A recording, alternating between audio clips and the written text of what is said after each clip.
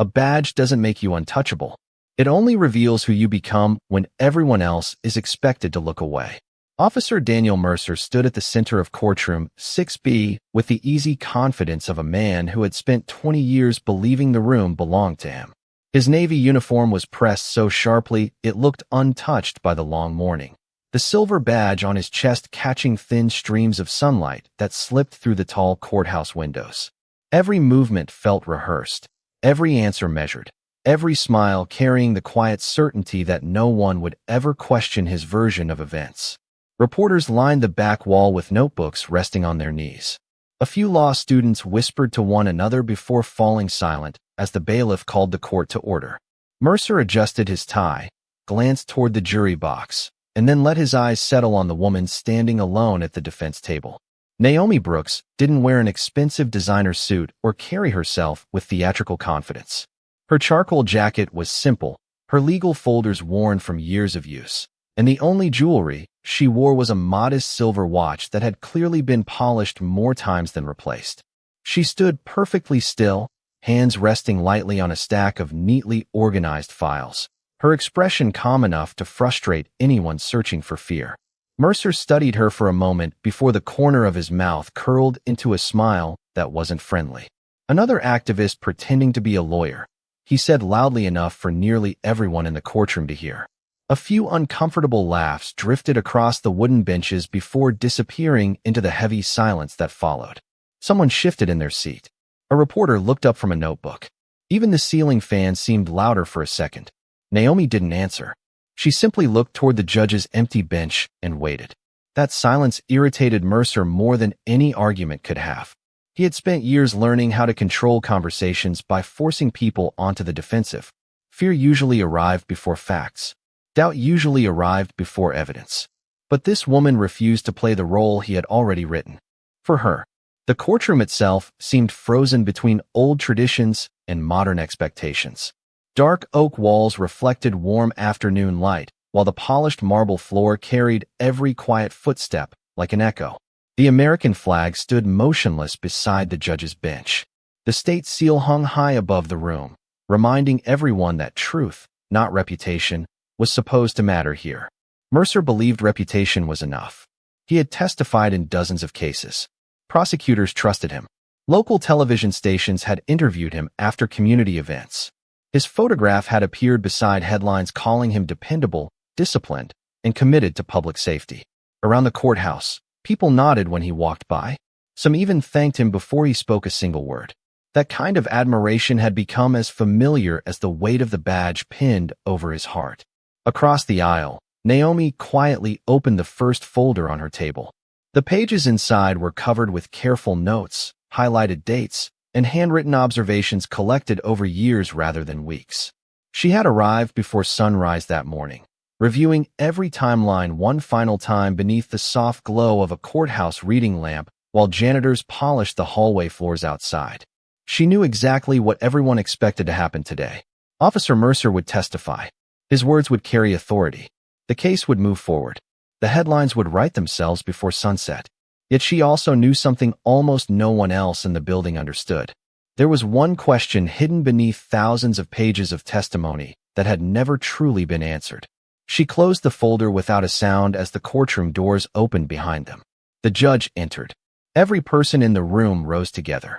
Mercer straightened proudly, convinced another routine victory had already begun.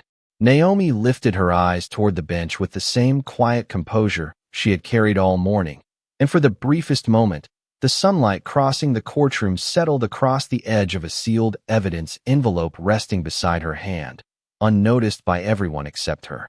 While the clerk organized exhibits and attorneys quietly reviewed their notes, Naomi Brooks remained almost invisible to everyone except the older courthouse custodian who smiled as he passed her table with a cart of neatly folded flags waiting to be returned to storage after another ceremony downstairs. She thanked him with the same warmth she showed everyone, whether they carried authority or a broom. It was a habit she had never abandoned because she knew exactly what it felt like to be overlooked.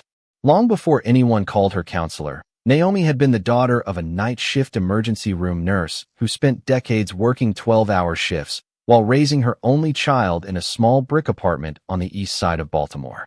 Her mother often returned home after sunrise with tired eyes, sore feet, and enough determination to make breakfast before collapsing into bed for a few precious hours of sleep. Money was always carefully counted. New clothes were rare. Vacations existed only in library books and television documentaries. Yet every evening her mother repeated the same lesson.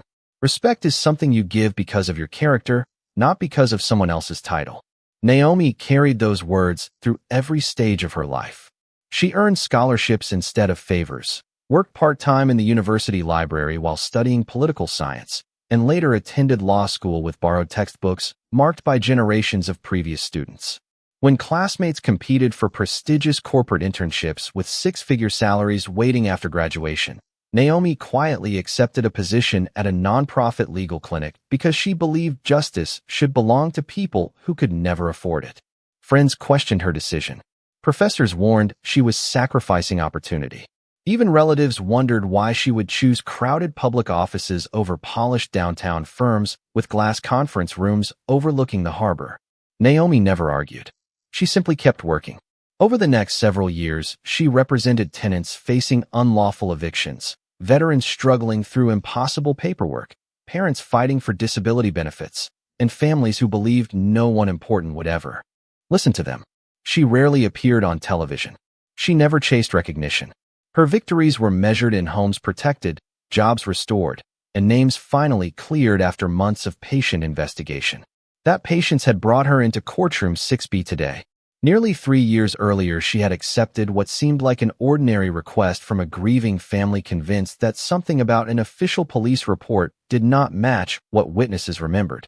At first glance, the file looked complete. Every signature appeared where it belonged. Every timeline seemed orderly. Every supporting statement reinforced the same conclusion. Most attorneys would have accepted the documents exactly as they appeared and moved on to another case, waiting on an already overcrowded calendar. Naomi did not. Small details bothered her. Timestamps that drifted by a few minutes. Witness interviews summarized rather than quoted. Security footage referenced, but never fully introduced into evidence. Tiny inconsistencies that meant almost nothing by themselves gradually formed a pattern she could not ignore. She spent evenings requesting archived records, weekends interviewing overlooked witnesses, and countless early mornings comparing transcripts line by line beneath the quiet light of her office desk, while the city outside remained asleep. There were weeks when every answer created 2 new questions and months when it seemed the truth would remain buried beneath paperwork forever. Still, she refused to stop. She believed facts had a quiet voice, but they never disappeared completely. Across the courtroom, Officer Mercer chatted comfortably with the prosecutor, occasionally laughing as though the outcome had already been decided before opening statements. Several spectators noticed his confidence and whispered approvingly. Hardly anyone looked toward Naomi except a young law student seated near the back who watched her carefully arrange every document into perfect order. He expected dramatic speeches and emotional confrontations because that was what television had taught him a courtroom should look like.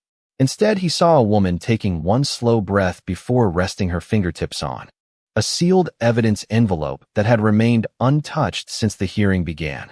She did not smile. She did not celebrate. She simply waited with the quiet certainty of someone who trusted preparation more than performance, knowing that sometimes the strongest case began not with the loudest voice, but with the question everyone else had forgotten to ask. Judge Eleanor Whitmore adjusted her reading glasses and reviewed the morning docket, while the low murmur inside courtroom 6B slowly faded into respectful silence. The polished wood reflected narrow bands of afternoon sunlight, giving the room a warm glow that contrasted sharply with the tension quietly building beneath its formal appearance. Officer Daniel Mercer stood with his shoulders squared and his chin slightly raised, projecting the confidence that had followed him through nearly every courtroom appearance of his career. He had testified so many times that the routine no longer required effort. Every movement came naturally. Every answer sounded practiced without appearing rehearsed. He believed credibility was something accumulated like years of service, impossible for anyone to take away in a single afternoon. His reputation stretched well beyond the courthouse. Local newspapers had praised him after difficult investigations. Community organizations regularly invited him to public events. Young recruits admired his record, and supervisors frequently pointed to him as an example of professionalism. Those years of recognition had quietly reshaped the way he viewed himself. Somewhere along the line, respect had become expectation, and expectation had slowly transformed into certainty. Mercer no longer questioned whether people believed him. He assumed they always would. Prosecutor Michael Grant organized several binders before offering Mercer a reassuring nod. The two men had worked together before, and neither expected today's hearing to produce any surprises. Grant trusted the reports. Mercer trusted his own testimony. Around them, spectators whispered about how quickly the proceedings might conclude. A television reporter quietly prepared notes for an evening broadcast already outlining the likely outcome. Everything inside the courtroom carried the comfortable rhythm of a story people believe had already reached its ending. Mercer glanced briefly toward Naomi Brooks once more. She remained composed, reviewing a single sheet of paper before placing it neatly beneath the sealed evidence envelope. Her calm expression irritated him in ways he could not explain. Most opposing attorneys challenged him immediately, hoping to shake his confidence or expose an inconsistency before testimony even began. Naomi refused to play that game. She asked for nothing. She argued nothing. She simply waited. To Mercer, that silence looked less like strategy and more like surrender.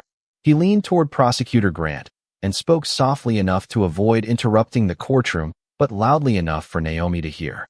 "This should be over before lunch tomorrow." Grant answered with a small smile, but said nothing further. Across the aisle, Naomi continued arranging her documents without lifting her eyes. Her restraint only deepened Mercer's confidence. He interpreted patience as weakness because he had spent years watching nervous witnesses become flustered under pressure. In his experience, confidence always belonged to the loudest voice. He never considered that true confidence sometimes had no need to announce itself. Judge Whitmore looked up from the bench. "Counsel, are both sides prepared to proceed?" Grant answered immediately. "Yes, Your Honor." Naomi rose with measured calm. "The defense is ready, Your Honor." Her voice carried clearly across the courtroom, steady and unhurried. Several members of the jury glanced toward her, perhaps noticing for the first time that she spoke without the slightest hint of anxiety. Mercer barely noticed. He was already preparing the answers he had delivered countless times before. Every timeline existed comfortably in his memory. Every official document supported his account. Every procedural step appeared complete. From where he stood, there was nothing left to uncover. Outside the courthouse, distant traffic drifted through partially sealed windows while an American flag moved gently in the summer breeze above the entrance steps. Inside, the air conditioning hummed softly, blending with the quiet scratching of pens as reporters documented each passing moment. Nothing about the room suggested history was about to change. It looked like another ordinary hearing, another ordinary afternoon, another ordinary confirmation of authority. Yet resting only a few feet away, untouched beneath the warm light crossing Naomi's table, the sealed evidence envelope remained exactly where she had placed it. No one seemed interested in it. No one asked about it. Mercer certainly did not. He never imagined that the smallest object in the courtroom could eventually outweigh every medal, every headline, every commendation, and even the silver badge resting proudly against his uniform. The clerk called the first witness. Formal introductions were completed, and the steady rhythm of courtroom procedures settled over every person inside the chamber. Officer Daniel Mercer answered each question with polished confidence, his voice measured, his posture unwavering, his testimony flowing exactly as it had in the official reports filed months earlier. He described the investigation with careful precision, emphasizing that every decision followed department policy and every document reflected the facts as they were known at the time. Prosecutor Michael Grant walked him through the timeline one page at a time, allowing each answer to reinforce the next until the narrative sounded almost impossible to challenge. Members of the jury listened attentively.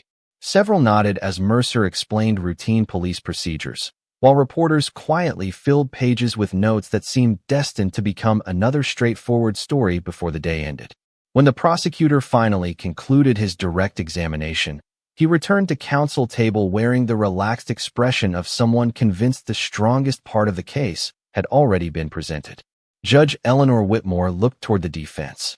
Ms. Brooks, your witness. Naomi rose without haste. She carried no stack of dramatic exhibits and displayed none of the theatrical gestures that often accompanied high-profile trials. She picked up a slim legal folder, thanked the judge with a respectful nod, and walked toward the witness stand with calm, deliberate steps that echoed softly across the marble floor. Mercer watched her approach with quiet amusement. He expected an aggressive cross-examination filled with accusations that could easily be dismissed. Instead, Naomi stopped several feet from the witness stand and opened her folder without immediately asking a question. The silence stretched just long enough for the entire courtroom to notice. Even the reporters lowered their pens for a moment. Naomi finally spoke. Officer Mercer, during your testimony you stated that every piece of available evidence was reviewed before your final report was submitted. Is that correct? Mercer answered immediately. Yes. And you remain confident in that statement today? Absolutely. Naomi nodded once, neither approving nor challenging the response. She turned one page inside her folder. Would you also agree that complete evidence is always more reliable than summarized evidence? Mercer smiled slightly. Of course. Thank you. Another pause followed. The jury shifted almost imperceptibly in their seats, waiting for something larger to emerge. Naomi looked briefly toward the evidence table before returning her attention to the witness.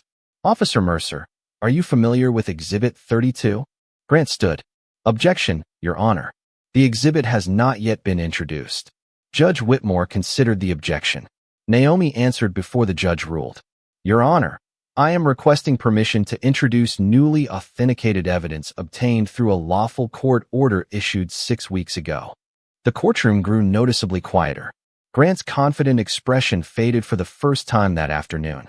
He flipped quickly through his binder. Searching for a document he suddenly realized he had not anticipated. Judge Whitmore extended her hand toward the clerk. Bring the exhibit forward. The sealed evidence envelope resting on Naomi's table was carefully carried to the bench. The thick paper caught the afternoon sunlight as it crossed the room, drawing every eye toward an object almost everyone had ignored since the hearing began. Mercer remained outwardly composed, but his smile became noticeably smaller. Naomi waited patiently while the judge examined the certification attached to the envelope. After several silent moments, Judge Whitmore looked toward both attorneys. The authentication appears complete. The exhibit is admitted. A faint whisper moved through the gallery before disappearing almost immediately beneath the weight of the judge's next words. Naomi accepted the envelope, broke the official seal with careful hands, and removed a small digital storage device no larger than a person's thumb. She placed it gently on the evidence table without dramatic flourish. Your Honor, she said quietly, the defense requests permission to play a 17-second recording that was never included in the original investigative file, despite being captured by the courthouse security archive on the day the report was finalized. No one spoke. Mercer stared at the tiny device resting beneath the courtroom lights. For the first time since entering courtroom 6B that morning, certainty no longer occupied his expression with the same effortless confidence.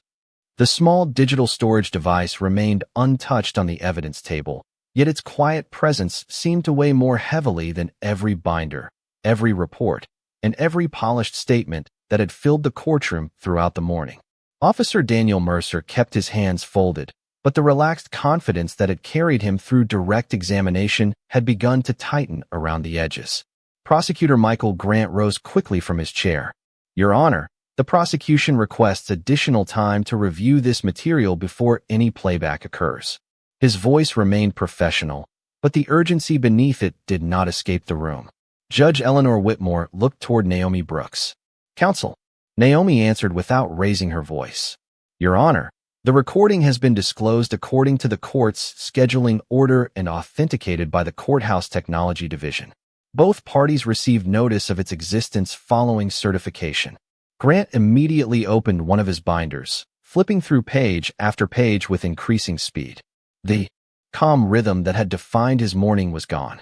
He exchanged a brief glance with Mercer, searching for reassurance that never arrived. Mercer leaned slightly toward the prosecutor and whispered something too quietly for anyone else to hear. Grant nodded once, then addressed the bench again. Your Honor, the relevance of this recording has not yet been established. Naomi waited until the judge acknowledged her.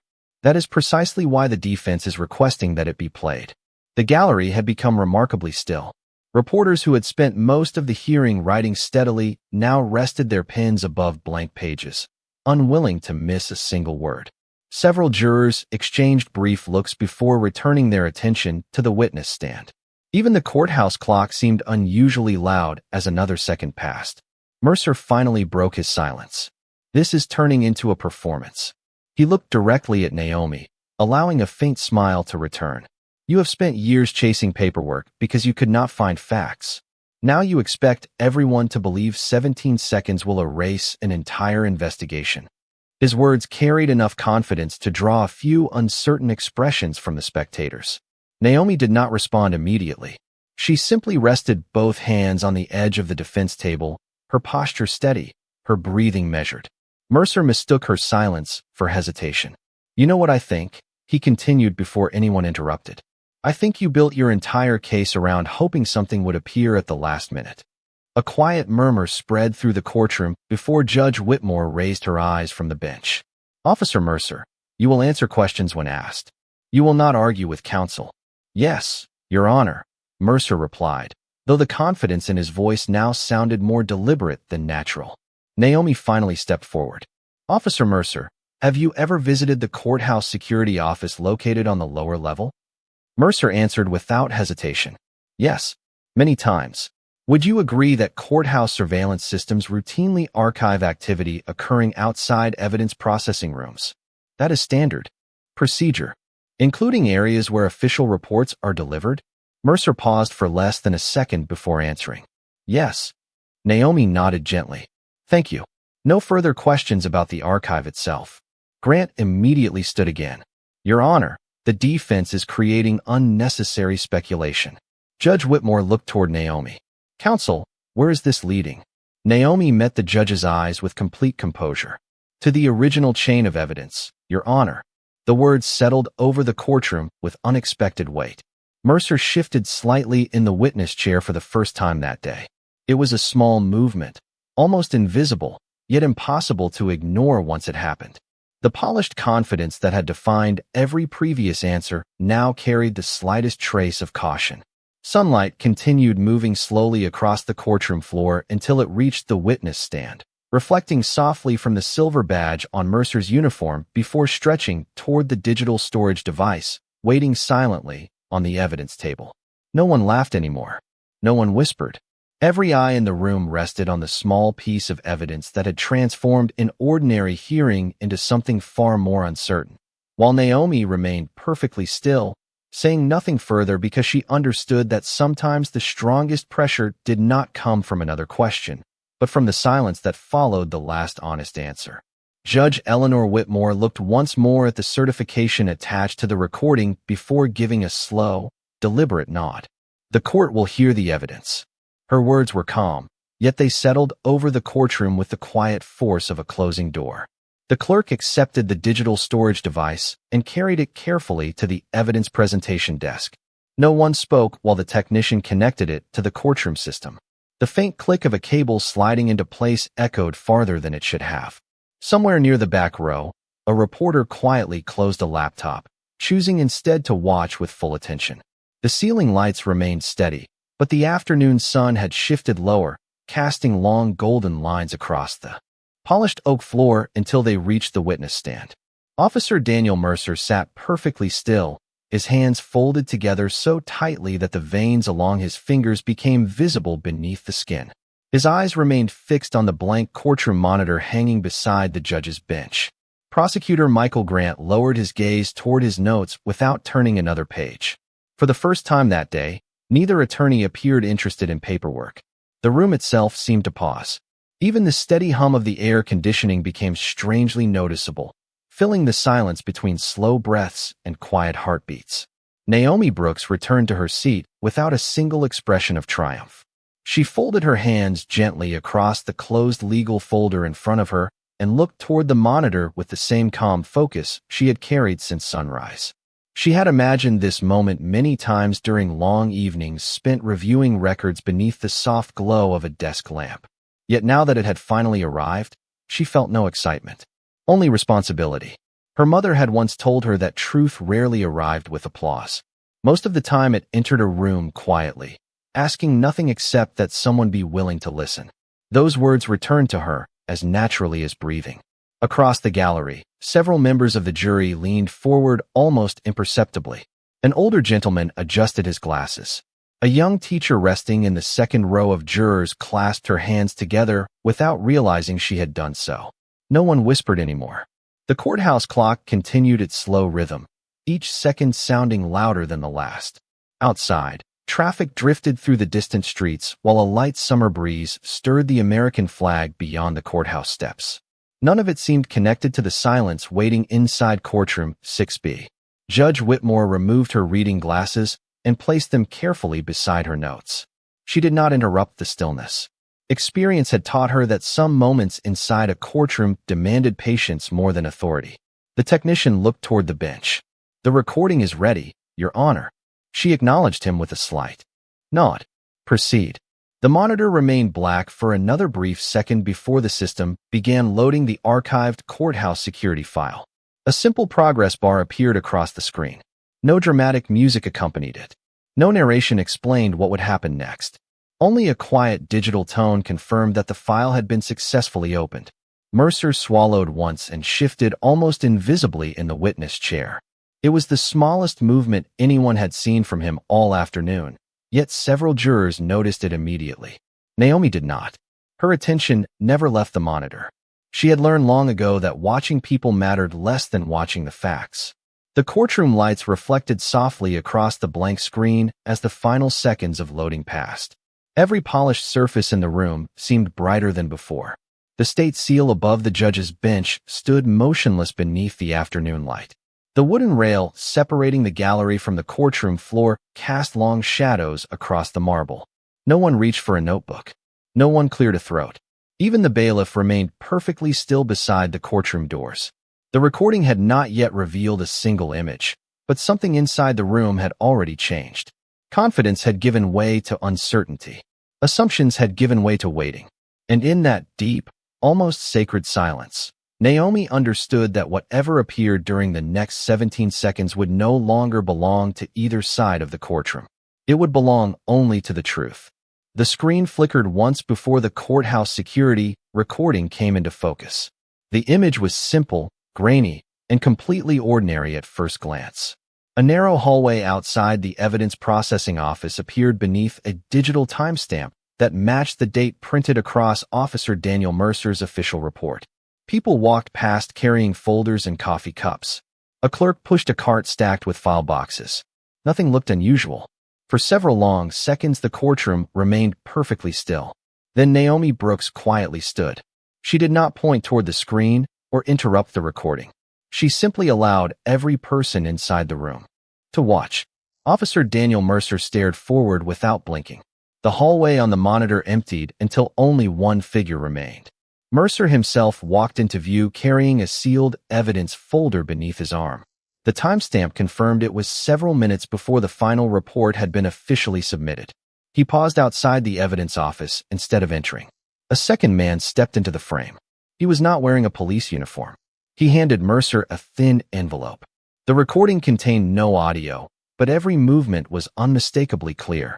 Mercer accepted the envelope, looked briefly down the hallway, and opened it. He removed several sheets of paper and compared them with the documents already inside the official evidence folder. The courtroom remained silent. No one shifted in a chair. No one whispered. Mercer continued examining both sets of papers before carefully placing one group inside the evidence folder and returning the others to the envelope. The unidentified man accepted the envelope and walked away. Mercer remained standing alone for another moment before entering the evidence office, carrying only the updated file. The recording ended exactly 17 seconds after it began. The monitor turned black once again. The silence that followed felt even heavier than the recording itself. Judge Eleanor Whitmore slowly lowered her eyes toward the witness stand. Prosecutor Michael Grant remained frozen, one hand resting on an open binder he no longer seemed able to read. Several jurors instinctively looked back toward Mercer before returning their attention to the judge.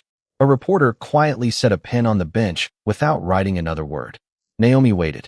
She had no reason to rush. Facts moved at their own pace. Judge Whitmore finally broke the silence. "Officer Mercer, can you identify the individual who handed you those documents?" Mercer cleared his throat before answering. "I cannot identify him from that recording alone, Your Honor." His voice remained controlled, but it no longer carried the effortless certainty that had filled the courtroom earlier. Naomi stepped forward with measured calm. "Officer Mercer, moments ago you testified that every piece of available evidence was reviewed before your final report was submitted. Yes. Does the recording accurately show you receiving additional documents only minutes before that report entered the evidence office?" Mercer hesitated. "It lasted only a heartbeat, yet everyone noticed. It appears that I received paperwork." Naomi nodded once. "Paperwork that does not appear anywhere in the documented chain of custody." Prosecutor Grant rose immediately. "Objection." Judge Whitmore looked directly at him. "Overruled. The witness will answer." Mercer looked briefly toward the prosecution table before returning his eyes to Naomi. "I do not recall the specific contents." Naomi never raised her voice. "You remember the entire investigation in remarkable detail, Officer Mercer. Are you telling this court that you cannot remember the only undocumented exchange shown in authenticated courthouse footage?" Another silence settled over the room. It was no longer the silence of anticipation. It was the silence that arrives when certainty begins to disappear. Judge Whitmore folded her hands together and spoke with quiet authority. "The court is ordering the immediate preservation of all related records and directing that the unidentified individual shown in this recording be located for testimony. This matter will proceed with additional inquiry before any final determination is made." Mercer slowly looked down at the silver badge resting against his uniform. For the first time in many years, it reflected the courtroom light without reflecting confidence back into his eyes. The courtroom remained in recess for nearly 40 minutes, yet almost no one left the room. Conversations that normally filled the hallways never rose above quiet whispers. Reporters stood beside the windows overlooking the courthouse steps, speaking softly into their phones while producers hurriedly rewrote stories that had looked completely different only an hour earlier. Officer Daniel Mercer remained seated near the witness stand, his shoulders no longer carrying the effortless confidence that had accompanied him throughout the morning. The silver badge on his uniform still reflected the afternoon light, but now it seemed less like a symbol of authority and more like a reminder of responsibility. Prosecutor Michael Grant reviewed the newly admitted evidence again and again, searching for an explanation that would restore certainty, yet every careful reading led him back to the same unanswered question. Across the room, Naomi Brooks quietly organized her files exactly as she had before the hearing began. She neither celebrated nor sought attention. She simply returned each document to its proper place with the same patience that had guided years of careful work. The courtroom doors opened as Judge Eleanor Whitmore resumed the session. Everyone stood before taking their seats once more. The judge looked across the room with calm, measured eyes before addressing both attorneys. "This court has reviewed the authenticated recording alongside the existing record. Additional proceedings will continue, but today's evidence has fundamentally altered the court's understanding of this matter." Her words carried no anger, only quiet clarity. She then turned toward Officer Mercer. "You are directed to surrender all materials requested by the court and cooperate fully with the continuing inquiry." Mercer slowly nodded. "Yes, Your Honor." His answer came almost as a whisper. The confidence that had once filled every sentence had disappeared, replaced by something far more human. Judge Whitmore then looked toward Naomi. "Counselor Brooks, the court recognizes the diligence shown in bringing authenticated evidence before these proceedings. The integrity of the judicial process depends upon complete facts, regardless of where they lead." Naomi inclined her head respectfully. "Thank you, Your Honor." She offered nothing more. There was no satisfaction in her expression, no trace of victory. She understood that truth was never about defeating another person. It was about protecting the system that served everyone. As the hearing concluded, Mercer slowly stepped down from the witness stand. For several seconds, he simply stood beside the polished wooden rail, watching jurors file quietly from the room. One by one, they passed him without speaking. Their silence carried more weight than criticism ever could. Finally, Mercer turned toward Naomi. She had already placed the last folder into her worn leather briefcase and was preparing to leave. "Counselor Brooks," he said quietly. She stopped and faced him with the same calm expression she had carried all day. Mercer hesitated before continuing. "I judged you before I knew anything about you." The words came slowly, each one requiring visible effort. "I believed my experience meant I could never be questioned. I was wrong." Naomi looked at him for a long moment without interruption. Sunlight spilled through the tall courthouse windows, stretching across the marble floor until it reached both of them. The room had almost emptied, leaving only the soft footsteps of courthouse staff gathering files for the next session. When Naomi finally spoke, her voice remained gentle. "Respect for the law begins when we allow the truth to stand above our pride." Mercer lowered his eyes. "I understand that now." Naomi nodded once. "Then let that understanding become the beginning, not the ending." She offered no lecture, no accusation, no humiliation. She simply picked up her briefcase and walked toward the courtroom doors with quiet dignity. Behind her, Mercer remained standing beneath the afternoon light, no longer protected by reputation alone, but given something far more valuable than public approval. He had been given an opportunity to face the truth honestly. Whether he accepted that opportunity would become his own decision, but in that quiet courtroom, surrounded by polished oak, warm sunlight, and the steady silence that follows genuine accountability, it became unmistakably clear that justice had never belonged to the loudest voice. It had always belonged to those willing to follow the truth wherever it led. Naomi Brooks stepped through the courthouse doors just as the late afternoon sun settled over the stone steps, covering the old building in a quiet golden light that softened every hard edge. The summer air felt warmer than it had that morning, carrying the distant sounds of city traffic, rustling leaves, and the steady rhythm of ordinary life continuing beyond the walls. Where so much had changed, reporters gathered near the sidewalk, hoping for a statement, but Naomi politely declined with a gentle smile before walking past the waiting cameras. She had never entered the courtroom searching for headlines, and she had no desire to leave it with applause. In her worn leather briefcase rested the same carefully organized files she had carried inside hours earlier. Nothing about her appearance suggested triumph. She was simply another attorney walking home after a long day of work. A few steps behind her, Judge Eleanor Whitmore exited through a separate doorway and paused briefly at the top of the stairs. She watched Naomi disappear into the crowd before quietly turning toward her own waiting car. For a moment, she thought about the words engraved above the courthouse entrance, "Equal justice under law." She had passed beneath them thousands of times throughout her career, yet that afternoon they seemed less like carved stone and more like a promise that required ordinary people to protect it every single day. Inside the nearly empty courtroom, maintenance staff carefully gathered and used exhibits while sunlight stretched across the polished wood benches. The evidence monitor had already gone dark. The witness stand stood empty. Only a single shaft of light remained resting on the place where Officer Daniel Mercer had spent most of the afternoon. He lingered there for several minutes after everyone else had gone.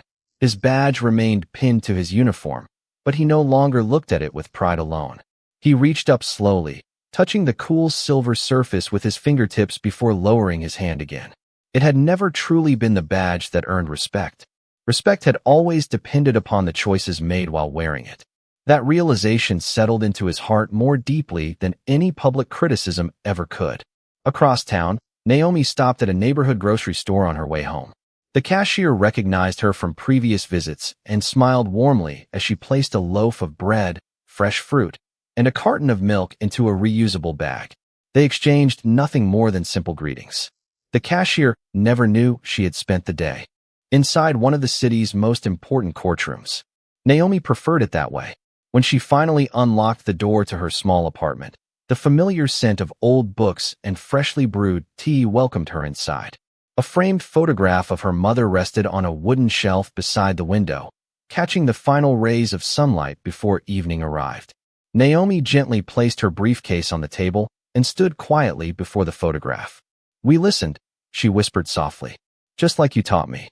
She did not need another answer. The silence filling the room already felt like one. Outside, the last light of day faded across the rooftops while the courthouse stood peacefully against the evening sky, its marble columns glowing beneath the first lights that illuminated the entrance. People continued walking past without knowing the story that had unfolded inside. Some hurried home from work. Others laughed with friends on nearby sidewalks. Life moved forward exactly as it always had. Yet somewhere within those courthouse walls, one lesson remained behind, stronger than any verdict and quieter than any speech. Titles can command attention. Uniforms can symbolize responsibility. Reputation can open doors. But none of them stand above truth for very long. In the end, it was not anger that changed the course of the day. It was patience. It was preparation. It was the quiet courage of a woman who refused to answer disrespect with bitterness and who trusted that facts, when honestly uncovered, speak more powerfully than pride ever can.